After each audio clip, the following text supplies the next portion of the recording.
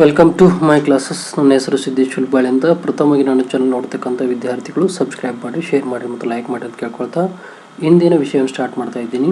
ಇಂದಿನ ಆಯ್ಕೆ ಮಾಡಿಕೊಡ್ತಕ್ಕಂಥ ವಿಷಯ BFSM SCPಯಲ್ಲಿ ಬರ್ತಕ್ಕಂಥ ಇತಿಹಾಸದ ಪ್ರಶ್ನೆ ಪತ್ರಿಕೆಯನ್ನು ಬಿಡಿಸಿದ್ದೀನಿ. ಯಾವುದು 2024ರ ಒಂದು ಪ್ರಶ್ನೆ ಪತ್ರಿಕೆಯಲ್ಲಿ ಬಿಡಿಸಿದ್ದೀನಿ. ಅದು ಯಾವ ವಿಷಯ ಅಂದರೆ ಭಾರತದ ಇತಿಹಾಸ ಪ್ರಾಚೀನ ಕಾಲದಿಂದ ಕುಶಾನರವರೆಗೆ ಎಂಬ ವಿಷಯದ ಒಂದು ಪ್ರಶ್ನೆ ಪತ್ರಿಕೆಯಲ್ಲಿ ಬಿಡಿಸಿದ್ದೀನಿ. ಅದರಾಗ ಪ್ರಥಮವಾಗಿ ಬರತಕ್ಕಂಥದ್ದು ವಿಭಾಗ ಸೆಕ್ಷನ್ ಎ. ಅದರಲ್ಲಿ ಕೆಳಗಿನ ಯಾವುದಾದ್ರೂ 2 ಪ್ರಶ್ನೆಗಳಿಗೆ ಉತ್ತರಿಸಿ ಪ್ರತಿಯೊಂದಕ್ಕೂ 5 ಅಂಕ, ಟೋಟಲ್ ಸಿಗ್ತಕ್ಕಂಥದ್ದು ನಮಗೆ 10 ಅಂಕಗಳು ದೊರೀತಾವೆ. ಅದರ 1ನೇ ಪ್ರಶ್ನೆ ಏನಂದ್ರೆ ನವಶಿಲಾಯುಗದ ಸಂಸ್ಕೃತಿ ಅಂದರೆ ನವಶಿಲಾಯುಗವನ್ನು ಲಿಯೋಥಿಲಿಕ್ ಯುಗ ಎಂದು ಕರೆಯಲಾಗ್ತಿತ್ತು. ಈ ಯುಗದಲ್ಲಿ ಮಾನವನ ಅಲೆಮಾರಿ ಜೀವನವನ್ನು ತ್ಯಜಿಸಿ ಸ್ಥಿರ ಜೀವನ ಆರಂಭಿಸಿದನು. ಕೃಷಿ ಪ್ರಾರಂಭವಾಗಿತ್ತು. ಅದರ ರೀತಿಯಲ್ಲಿ ಗೋಧಿ, ಅಕ್ಕಿ ಮುಂತಾದ ಬೆಳೆಗಳನ್ನು ಬೆಳೆಯಲಾಯಿತು. ಮಣ್ಣಿನ ಪಾತ್ರೆಗಳ ಬಳಕೆ ಹೆಚ್ಚಾಯಿತು. ಪಶುಸಂಗೋಪನೆ ಆರಂಭವಾಯಿತು. ಮನೆಗಳನ್ನು ಮಣ್ಣು ಹಾಗೂ ಮರಗಳಿಂದ ನಿರ್ಮಿಸಿದರು. ಕಲ್ಲಿನ ಉಪಕರಣಗಳನ್ನು ಮೆರುಗು ಮಾಡಲಾಗುತ್ತಿತ್ತು. ಸಾಮಾಜಿಕ ಜೀವನ ಆರಂಭವೇ ಈ ಯುಗದ ಪ್ರಮುಖ ಲಕ್ಷಣವಾಗಿತ್ತು ಅಂತ ಕಂಡು ಬರ್ತಕ್ಕಂತಂದ್ರೆ ನವಶಿಲಾಯುಗ ಅಂದ್ರೆ ಇಲ್ಲಿ ಏನಾಗ್ತೈತಿ ಅಲೆಮಾರಿ ಜೀವನವನ್ನು ತ್ಯಜಿಸಿ ಇಲ್ಲಿ ಏನಾಗ್ತಾನೆ, ಇಲ್ಲಿ ಹೊಸ ಜೀವನವನ್ನು ಪ್ರಾರಂಭಿಸ್ತಾನೆ. ಅಲ್ಲಿ ಹೆಚ್ಚಾಗಿ ಕೃಷಿಯನ್ನು ಪ್ರಾರಂಭವಾಗ್ತದೆ. ಅದರಲ್ಲಿ ಗೋಧಿ, ಅಕ್ಕಿ ಮತ್ತು ಮುಂತಾದ ಬೆಳೆಗಳನ್ನು ಬೆಳೆಯಲಾಗ್ತದೆ. ಮಣ್ಣಿನ ಪಾತ್ರೆಗಳ ಬಳಕೆ ಹೆಚ್ಚಾಯಿತು ಮತ್ತು ಇಲ್ಲಿ ಪಶುಸಂಗೋಪನೆ ಕೂಡ ಪ್ರಾರಂಭವಾಗ್ತದೆ. ಆಮೇಲೆ ಇಲ್ಲಿ ಮನೆಗಳನ್ನು ಕಟ್ಟಾಕ ಮಣ್ಣು ಮತ್ತು ಮರಗಳಿಂದ ನಿರ್ಮಾಣವಾಗ್ತದೆ. ಅಲ್ಲಿ ಉಪಕರಣಗಳನ್ನು ಮೆರುಗು ಮಾಡಲಾಗ್ತಿತ್ತು ಮತ್ತು ಸಮಾಜ ಜೀವನ ಆರಂಭ ಈ ಯುಗದ ಪ್ರಮುಖ ಲಕ್ಷಣವಾಗಿತ್ತು ಅಂತ ಇಲ್ಲಿ ವಿವರಿಸಲಾಗ್ತದೆ. ಇದು 1ನೇದು ಬರತಕ್ಕಂಥದ್ದು ಯಾವುದೇ ನವಶಿಲಾಯುಗದ ಸಂಸ್ಕೃತಿ. ಇನ್ನು 2ನೇದು ಹೊಸ ಧರ್ಮಗಳ ಉದಯಕ್ಕೆ ಕಾರಣಗಳನ್ನು ತಿಳಿಸಿ ಅನ್ನೋದು ಊಟ ಬರ್ತದೆ. ಇಲ್ಲಿ ಪ್ರಾಚೀನ ಭಾರತದಲ್ಲಿ ಜೈನ ಮತ್ತು ಬೌದ್ಧ ಧರ್ಮಗಳಂತ ಹೊಸ ಧರ್ಮಗಳು ಉದಯವಾಗಲು ಹಲವಾರು ಕಾರಣಗಳಿದ್ದವು. ವೈದಿಕ ಯಜ್ಞಗಳಾಗಲಿ ಬಹಳ ದುಬಾರಿಯಾಗಿದ್ದವು ಮತ್ತು ಸಾಮಾನ್ಯ ಜನರಿಗೆ ಅರ್ಥವಾಗದ ಸಂಸ್ಕೃತ ಭಾಷೆಯಲ್ಲಿ ನಡೀತಿತ್ತು. ಬ್ರಾಹ್ಮಣ ಪ್ರಾಬಲ್ಯ ಹೆಚ್ಚಾಗಿತ್ತು. ಜಾತಿ ವ್ಯವಸ್ಥೆ ಕಠಿಣವಾಗಿತ್ತು. ಅಹಿಂಸೆ, ಅಸಮಾನತೆ ಮತ್ತು ಸರಳ ಧರ್ಮಾಚರಣೆಯ ಅತ್ಯಗತ್ಯತೆ ಜನರಲ್ಲಿ ಹೆಚ್ಚಾಗ್ತಿತ್ತು. ಈ ಕಾರಣಗಳಿಂದನೇ ಹೊಸ ಧರ್ಮಗಳ ಉದಯವಾಗಲು ಕಾರಣವಾಯಿತು ಅಂತ ಹೇಳ್ತಾರೆ. ಅಂದ್ರೆ ಆಗಿನ ಒಂದು ಪ್ರಾಚೀನ ಕಾಲದಲ್ಲಿ ಜೈನ ಮತ್ತು ಬೌದ್ಧ ಧರ್ಮಗಳಂತೆ ಹೊಸ ಧರ್ಮಗಳು ಕೂಡ ಉದಯವಾಗಲು ಹಲವಾರು ಕಾರಣಗಳಿದ್ದವು. ಅಲ್ಲಿ ವೈದಿಕ ಆಗಲಿ ಯಜ್ಞಗಳಾಗಲಿ ಬಹಳ ದುಬಾರಿಗಳಾಗಿತ್ತು. ಈ ಸಾಮಾನ್ಯ ಜನರಿಗೆ ಅರ್ಥವಾಗದ ಸಂಸ್ಕೃತ ಭಾಷೆಯಲ್ಲಿ ನಡೀತಿತ್ತು. ಬ್ರಾಹ್ಮಣರು ಕೂಡ ಪ್ರಾಬಲ್ಯ ಹೆಚ್ಚಾಗಿತ್ತು. ಅಲ್ಲಿ ಜಾತಿ ವ್ಯವಸ್ಥೆ ಕಠಿಣವಾಗಿತ್ತು. ಅಹಿಂಸೆ ಮತ್ತು ಸಮಾನತೆ ಮತ್ತು ಸರಳ ಧರ್ಮಾಚರಣೆ ಅಗತ್ಯಗತ್ಯ ಜನರಲ್ಲಿ ಹೆಚ್ಚಾಗ್ತಿತ್ತು. ಈ ಕಾರಣಗಳಿಂದನೇ ಹೊಸ ಧರ್ಮಗಳ ಉದಯಿಸಕ್ಕೆ ಕಾರಣವಾಯಿತು ಅಂತ ಹೇಳ್ಬೋದು. ಅದೇ ರೀತಿ ನಂತರ ಬರ್ತಕ್ಕಂಥದ್ದು 3ನೇ ಪ್ರಶ್ನೆ, ಬೌದ್ಧ ಧರ್ಮದ ಪತನಕ್ಕೆ ಕಾರಣವಾದ ಅಂಶಗಳು. ಅಂದ್ರೆ ಬೌದ್ಧ ಧರ್ಮ ಪತನ ಏನೇನು ಕಾರಣಗಳು ಅದರಲ್ಲಿ ಉದಾಹರಣೆ ತೆಗೆದುಕೊಂಡ್ರೆ ಏನು ಬರ್ತಾವೆ ಇಲ್ಲ ಅಂದ್ರೆ ಬೌದ್ಧ ಧರ್ಮದ ಪತನಕ್ಕೆ ಹಲವಾರು ಕಾರಣಗಳದಾವೆ. ಬೌದ್ಧ ಸಂಘಗಳು ಐಷಾರಾಮಿ ಜೀವನಕ್ಕೆ ಒಳಗಾಗಿದ್ದವು. ಅದೇ ಹಿಂದೂ ಧರ್ಮವನ್ನು ತನ್ನೊಳಗೆ ಬೌದ್ಧ ತತ್ವಗಳನ್ನು ಅಳವಡಿಸಿಕೊಂಡಿದ್ದವು. ರಾಜಾಶ್ರಯ ಕೊರತೆ ಉಂಟಾಯಿತು. ಸಂಸ್ಕೃತ ಭಾಷೆಯ ಪ್ರಭಾವ ಹೆಚ್ಚಾಗಿ ಕಾರಣ ಪಾಲಿ ಭಾಷೆ ಮಹತ್ವ ಕಡಿಮೆ ಆಯಿತು. ಶಂಕರಾಚಾರ್ಯರಂಥ ಧರ್ಮ ಪ್ರಚಾರಕರ ಪ್ರಭಾವವು ಬೌದ್ಧ ಧರ್ಮದ ಕುಸಿತಕ್ಕೆ ಕಾರಣವಾಯಿತು ಅಂತ ಹೇಳ್ಬೋದು. ಅಂದ್ರೆ ಇವೆಲ್ಲ ಕಾರಣಗಳೇ. ಅಂದ್ರೆ ಬೌದ್ಧ ಧರ್ಮ ಏನಾಗಿತ್ತು ಈಗ ಹಲವಾರು ಕಾರಣಗಳಿಗೆ ಒಳಗಾಗಿತ್ತು. ಯಾಕಂದ್ರೆ ಬೌದ್ಧ ಸಂಘಗಳು ಕೂಡ ಐಷಾರಾಮಿ ಜೀವನಕ್ಕೆ ಒಳಗಾಗಿದ್ದು ಅದು ಒಂದು ಕಾರಣ. ಹಿಂದೂ ಧರ್ಮದ ತನ್ನೊಳಗೆ ಬೌದ್ಧ ತತ್ವಗಳನ್ನು ಅಳವಡಿಸಿಕೊಂಡಿತ್ತು ಅದು ಕಾರಣ. ರಾಜಾಶ್ರಯ ಕೊರತೆ ಉಂಟಾಯಿತು ಅದು ಒಂದು ಕಾರಣ. ಸಂಸ್ಕೃತ ಭಾಷೆ ಕೂಡ ಪ್ರಭಾವ ಹೆಚ್ಚಾಗಿ ಕಾರಣ. ಪಾಳಿ ಭಾಷೆಯ ಮಹತ್ವ ಕೂಡ ಕಡಿಮೆ ಆಯ್ತು ಇದು ಒಂದು ಕಾರಣ. ಆಮೇಲೆ ಶಂಕರಾಚಾರ್ಯರಂಥ ಧರ್ಮ ಪ್ರಚಾರರ ಪ್ರಭಾವ ಕೂಡ ಬೌದ್ಧ ಧರ್ಮದ ಕುಸಿತಕ್ಕೆ ಪ್ರಮುಖ ಕಾರಣಗಳಾಗಿ ಕಂಡು ಬಂದವು ಅಂತ ಹೇಳ್ಬೋದು. ಅದೇ ರೀತಿ ಕುಶಾನರ ಕಲೆ ಮತ್ತು ವಾಸ್ತುಶಿಲ್ಪ ಅಂತ ಕೇಳ್ಯಾರ. ಇಲ್ಲಿ ಕುಶಾನರ ಕಾಲದಲ್ಲಿ ಕಲೆ ಮತ್ತು ವಾಸ್ತುಶಿಲ್ಪ ಕೂಡ ಉನ್ನತ ಮಟ್ಟವನ್ನು ತಲುಪಿತ್ತು. ಗಾಂಧಾರ ಕಲೆ ಮತ್ತು ಮಥುರಾ ಕಲೆ ಈ ಕಾಲದಲ್ಲಿ ಪ್ರಮುಖ ಕೊಡುಗೆಗಳು. ಬೌದ್ಧ ಧರ್ಮದ ಏನಾಯ್ತು, ಬುದ್ಧ ಮೂರ್ತಿಗಳು ಮೊದಲಾದ ಬಾರಿ ಮಾನವನ ರೂಪದಲ್ಲಿ ನಿರ್ಮಿಸಲಾಯಿತು. ಸೂಕ್ತಿಗಳು, ವಿಹಾರಗಳು, ಚೈತನ್ಯಗಳು ನಿರ್ಮಿಸಲ್ಪಟ್ಟವು. ಗ್ರೀಕ್, ರೋಮನ್ ಮತ್ತು ಭಾರತೀಯ ಶೈಲಿಗಳ ಸಂಯೋಜನೆ ಕುಶಾನರ ಕಲೆಯ ವೈಶಿಷ್ಟ್ಯಗಳಾಗಿದ್ದವು ಅಂತ ಹೇಳ್ಬೋದು. ಈ ರೀತಿಯಾಗಿ ಬರತಕ್ಕಂಥದ್ದು ಎ ಭಾಗದಲ್ಲಿ ಬರತಕ್ಕಂಥದ್ದು. ಇನ್ನು ನಂತರ ವಿಭಾಗ ಬಿ ಸೆಕ್ಷನ್ ಬಿದೊಳಗೆ ಕೆಳಗಿನ ಯಾವುದಾದ್ರೂ 6 ಪ್ರಶ್ನೆಗಳಿಗೆ ಉತ್ತರಿಸಿ ಪ್ರತಿಯೊಂದಕ್ಕೆ 10 ಅಂಕ. ನಮ್ಗೆ ಟೋಟಲಿ ದೊರೀತಕ್ಕಂಥದ್ದು 60 ಅಂಕಗಳು. ಅದರಲ್ಲಿ ಪ್ರಥಮವಾಗಿ ಕೊಟ್ಟಿರೋದು ಯಾವುದ್ರಿ, ಇತಿಹಾಸದ ಮೇಲೆ ಭೌಗೋಳಿಕ ಅಂಶಗಳ ಪ್ರಭಾವವನ್ನು ವಿಮರ್ಶಾತ್ಮಕವಾಗಿ ಪರಿಶೀಲಿಸಿ ಅಂತ ಹೇಳ್ತಾರೆ. ಅಂದರೆ ಭೌಗೋಳಿಕ ಅಂಶಗಳು ಇತಿಹಾಸದ ನಿರ್ಮಾಣದಲ್ಲಿ ಪ್ರಮುಖ ಪಾತ್ರ ಏನು ವಹಿಸ್ಯಾವ. 1ನೇದು ಇಲ್ಲಿ ಪರ್ವತಗಳು, ನದಿಗಳು, ಹವಾಮಾನ, ಸಮುದ್ರ ಹಾಗೂ ಮಣ್ಣು ಈ ಮಾನವನ ಜೀವನದ ಮೇಲೆ ಆಳವಾದ ಪ್ರಭಾವ ಬೀರ್ಯಾವ. ಅದೇ ಪರ್ವತಗಳಾಗಲಿ, ನದಿಗಳು, ಹವಾಮಾನ, ಸಮುದ್ರ, ಮಣ್ಣು ಇವುಗಳು ಮಾನವನ ಜೀವನದಲ್ಲಿ ಕೂಡ ಅಗಾಧವಾದ ಪ್ರಭಾವವನ್ನು ಬೀರ್ಯಾವ ಅನ್ನೋದಿಲ್ಲಿ ಒಂದನೇ ಪ್ರಮುಖ ಅಂಶವಾಗಿ ಕಂಡು ಬರುತ್ತದೆ. ಇನ್ನು ಹಿಮಾಲಯ ಪರ್ವತ ಶ್ರೇಣಿ ಭಾರತವನ್ನು ವಿದೇಶಿ ಆಕ್ರಮಣಗಳಿಂದ ರಕ್ಷಿಸಿತು.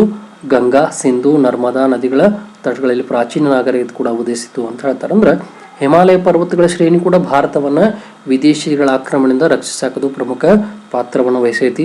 ಅದರ ಇಲ್ಲಿ ನಮ್ಮಲ್ಲಿ ತೆಗೆದುಕೊಂಡು ಗಂಗಾ, ಸಿಂಧು, ನರ್ಮದಾ ನದಿಗಳ ತಟಗಳಲ್ಲಿ ಕೂಡ ಪ್ರಾಚೀನ ನಾಗರಿಕತೆ ಕೂಡ ಉದಯವಾಯಿತು ಅಂತ ಕಂಡು ಬರ್ತಕ್ಕಂಥದ್ದು. ಇನ್ನು ಅದರ ನಾಟ್ಯದ್ದು ಸಮೃದ್ಧ ಮಣ್ಣಿನ ಕೃಷಿಗೆ ಅನುಕೂಲಕವಾಗಿದ್ದು ಆರ್ಥಿಕ ಅಭಿವೃದ್ಧಿಗೆ ಕಾರಣವಾಯಿತು. ಅಂದ್ರೆ ಸಮೃದ್ಧಿ ಮಣ್ಣಿತ್ತು, ಕೃಷಿಗೆ ಅನುಕೂಲಕರವಾದ ಆರ್ಥಿಕ ವ್ಯವಸ್ಥೆ ಕೂಡ ಇಲ್ಲಿ ಕಂಡು ಬಂತು ಅಂತ ಹೇಳ್ಬೋದು. ಇನ್ನು ಅದೇ ರೀತಿ ಅತಿಯಾದ ಮಳೆ ಅಥವಾ ಬರವು ವಿನಾಶಕ್ಕೂ ಕಾರಣವಾಯಿತು. ಹೀಗಾಗಿ ಭೌಗೋಳಿಕ ಅಂಶಗಳು ಇತಿಹಾಸದ ದಿಕ್ಕನ್ನು ನಿರ್ಧರಿಸಿದವು ಅಂತ ಹೇಳ್ತಾರೆ. ಅತ್ಯಂತ ಅತಿಯಾದ ಮಳೆನೂ ಆಗಿರ್ತದ ಅಥವಾ ಬರವು ಕೂಡ ಇಲ್ಲಿ ಏನಾಯಿತು, ಅತಿಯಾದ ಒಂದು ಭೌಗೋಳಿಕ ಇತಿಹಾಸದ ದಿಕ್ಕನ್ನು ನಿರ್ಮಿಸಕ ಕಾರಣವಾಯಿತು ಅಂತ ಹೇಳ್ಬೋದು. ಇದು ಒಂದನೇ ಇತ್ತು. ಇನ್ನಿದರ ಎರಡನೇದು ಬರತಕ್ಕಂಥದ್ದು ಪ್ರಾಚೀನ ಭಾರತದ ಸಾಹಿತ್ಯದ ಆಕಾರಗಳನ್ನು ಮೌಲ್ಯಮಾಪನ ಮಾಡ್ರಿ ಅಂತ ಹೇಳ್ತಾರೆ. ಅಂದ್ರೆ ಪ್ರಾಚೀನ ಭಾರತ ಇತಿಹಾಸವನ್ನ ತಿಳಿಯಲು ಸಾಹಿತ್ಯದ ಆಕಾರಗಳು ಕೂಡ ಪ್ರಮುಖವಾಗಿರ್ತಾವೆ. ಅವು ವೇದಗಳು, ಬ್ರಾಹ್ಮಣರು, ಉಪನಿಷತ್ಗಳಾಗಲಿ, ಧಾರ್ಮಿಕ ಹಾಗೂ ಸಾಮಾಜಿಕ ಮಾಹಿತಿಯನ್ನು ನೀಡತಕ್ಕಂಥದ್ದಾಗಲಿ, ರಾಮಾಯಣ ಮತ್ತು ಮಹಾಭಾರತ ರಾಜಕೀಯ ಹಾಗೂ ಸಾಮಾಜಿಕ ಜೀವನ ವಿಸ್ತರಿಸ್ತಕ್ಕಂಥದ್ದು, ಪುರಾಣಗಳು ವಂಶಾವಳಿಗಳ ಬಗ್ಗೆ ಮಾಹಿತಿ ನೀಡತಕ್ಕಂಥದ್ದು ಇದು ಕೂಡ ಬರ್ತದೆ. ಇನ್ನು ಮೂರನೇದು ಬೌದ್ಧ ಸಾಹಿತ್ಯವಾದ ತ್ರಿಪಿಟಕಗಳು ಹಾಗೂ ಜೈನ ಆಗಮನ ಧಾರ್ಮಿಕ ಚಿಂತನೆಗಳು ವಿವರಿಸ್ತವೆ. ನಾಲ್ಕನೇದು ಈ ಆಕಾರಗಳು ಕೆಲವು ಪೌರಾಣಿಕ ಅಂಶಗಳನ್ನು ಹೊಂದಿದ್ದರೂ ಇತಿಹಾಸ ಅಧ್ಯಯನಕ್ಕೆ ಬಹುಮುಖ್ಯವಾಗ್ಯಾವ ಅಂತ ಹೇಳ್ಬೋದು. ಇದು ಬರತಕ್ಕಂಥದ್ದು. ನಂತರ ಮೂರನೇದು ಶಿಲಾಯುಗದ ಸಂಸ್ಕೃತಿ ಕುರಿತು ಬರೆಯಿರಿ. ಅಂದರೆ ಶಿಲಾಯುಗ ಯಾವ ರೀತಿ ಇತ್ತು ಅದರ ಬಗ್ಗೆ ಸಂಸ್ಕೃತಿ ಬಗ್ಗೆ ವಿವರಿಸ್ತಾ ಹೋಗ್ಬೇಕು. ಶಿಲಾಯುಗವನ್ನ ಪೆಲಿಯೋಥಿಕ್ ಅದೇ ರೀತಿ ಮೆಸೋಲಿಥಿಕ್ ಮತ್ತು ನಿಯೋಲಿಥಿಕ್ ಯುಗಗಳಾಗಿ ವಿಭಜಿಸಲಾಯಿತು. ಪೆಲಿಯೋಥಿಕ್ ಯುಗದಲ್ಲಿ ಮಾನವನ ಬೇಟೆಯಾಡಿ ಬದುಕುತ್ತಿದ್ದನು. ಮೆಸೋಲಿಥಿಕ್ ಯುಗದಲ್ಲಿ ಸಣ್ಣ ಉಪಕರಣಗಳ ಬಳಕೆ ಹೆಚ್ಚಾಯಿತು. ಲಿಯೋಥಿಕ್ ಯುಗದಲ್ಲಿ ಕೃಷಿ, ಪಶುಸಂಗೋಪನೆ ಮತ್ತು ಸ್ಥಿರ ಜೀವನ ಆರಂಭವಾಯಿತು. ನಂತರ ಕಲ್ಲಿನ ಉಪಕರಣಗಳು ಮೆರಗು ಮಾಡಲಾಯಿತು. ಮಣ್ಣಿನ ಪಾತ್ರೆಗಳು ಮತ್ತು ಮನೆ ನಿರ್ಮಾಣ ಈ ಯುಗದ ಪ್ರಮುಖ ಲಕ್ಷಣವಾಗಿ ಕಂಡು ಬಂದವು ಅಂತ ಹೇಳ್ತಾರೆ. ಶಿಲಾಯುಗದಲ್ಲಿ ಸಂಸ್ಕೃತಿ ಏನೇನು ಬದಲಾವಣೆಗಳಾಗ್ಯಾವ ಅನ್ನೋದನ್ನ ಇಲ್ಲಿ ವಿವರಿಸಬೇಕಾಗ್ತದೆ. ಇಲ್ಲಿ ಈ ರೀತಿಯಾಗಿ ವಿವರಣೆ ಕಂಡು ಬರ್ತದೆ. ನಂತರ ಹರಪ್ಪ ನಾಗರಿಕತೆ ಸಾಮಾಜಿಕ, ಧಾರ್ಮಿಕ ಮತ್ತು ಆರ್ಥಿಕ ಸ್ಥಿತಿಗತಿಗಳ ಕುರಿತು ಚರ್ಚಿಸಿ ಅಂತ ಹೇಳ್ತಾರೆ. ಅಂದ್ರೆ ಹರಪ್ಪ ನಾಗರಿಕತೆ ಉತ್ತಮ ಸಂಘಟಿತ ಸಮಾಜವನ್ನು ಹೊಂದಿತ್ತು. ಒಂದನೇದು ಸಮಾನ ಗಾತ್ರದ ಮನೆಗಳು, ಸಾಮಾಜಿಕ ಸಮಾನತೆ ಸೂಚಿಸಲಾಗ್ತಿತ್ತು. ತಾಯಿ ದೇವಿ ಮತ್ತು ಪಶುಪತಿ ಮುದ್ರೆಗಳು ಧಾರ್ಮಿಕ ನಂಬಿಕೆಗಳು ತೋರಿಸ್ತವು.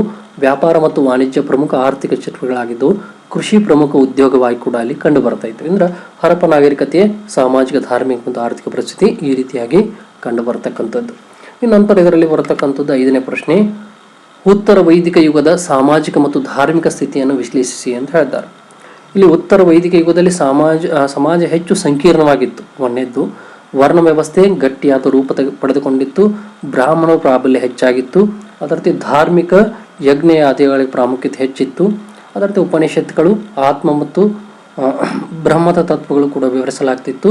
ಅದರಂತೆ ಮಹಿಳೆಯರ ಸ್ಥಾನ ಕುಸಿಯಿತು. ಈ ಯುಗದಲ್ಲಿ ಧರ್ಮ ಮತ್ತು ಸಮಾಜ ಪರಸ್ಪರ ಅವಲಂಬಿತವಾಗಿದ್ದವು ಅನ್ನೋದು ಕೂಡ ಕಂಡು ಬರತಕ್ಕಂಥದ್ದು. ಇದು ಐದನೇ ಪ್ರಶ್ನೆ.